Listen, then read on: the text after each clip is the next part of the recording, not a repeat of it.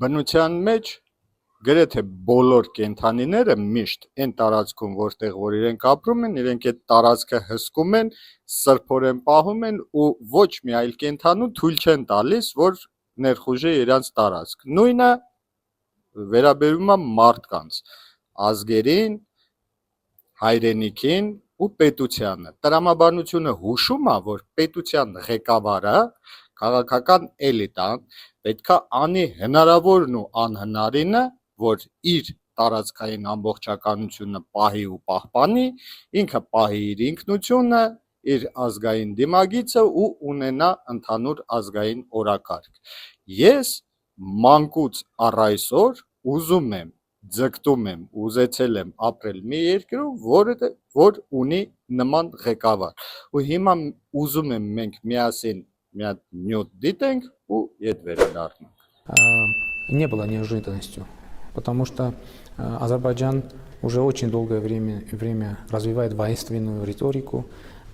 риторику ненависти к армянам. Почему Турция через 100 лет вернулся в Южный Кавказ? По двум причинам. Чтобы продолжить политику геноцида армян, Карабах не может и не будет никогда в составе Азербайджана. Это уже исключено. Նախորդ շրջանում էլ ինչ խոսել ենք, ասել ենք Բաղարաբաղը, Բաղարաբաղը, բա վերջում ինչ պարզվեց։ Ասում են հող ենք կորցրել։ Այդ հողը ինչով է մեր եղել։ Քաղաքականությունը ըմբռնելու, վերլուծելու, անալիզ անելու համար վաղուց արդեն գոյություն ունի գիտություն, քաղաքագիտություն։ Ընդ որում,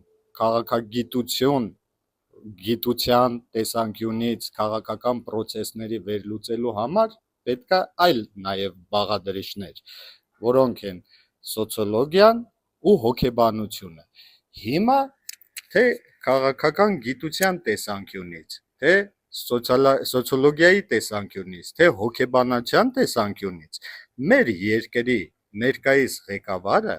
ցավոք սրտի, ես սա ցավով եմ արձանագրում, որ չի տեղավորվում տրամաբանության ոչ մի կանոնի մեջ։ Նա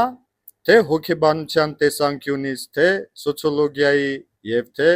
քաղաքական գիտության տեսանկյունից չի տեղավորվում պետության, հայրենիքի ու ազգի գաղափարական այս շրջանակների տրամաբանության մեջ։ Ու հիմա հարց է առաջանում, այն մարդիկ, ովքեր որ մեր ղեկավարին կամովի քվե են տվել, ինչ են ակնկալում իրենից, իսկ աշխարհաքաղաքական տեսանկյունից, գլոբալ գերտերությունների ղեկավարների տեսանկյունից, ինձ դա բնականաբար լրիվ հասկանալի է։ Գերտերությունների ղեկավարները փոքր պետություններից միշտ ուզում են մի բան, որ փոքր պետությունները լինեն կամակատար։ Այս տեսանկյունից ինքը իդեալական տեղավորվում է։ Հիմա հարց, մեզ պետք է նման ղեկավար, թե չէ։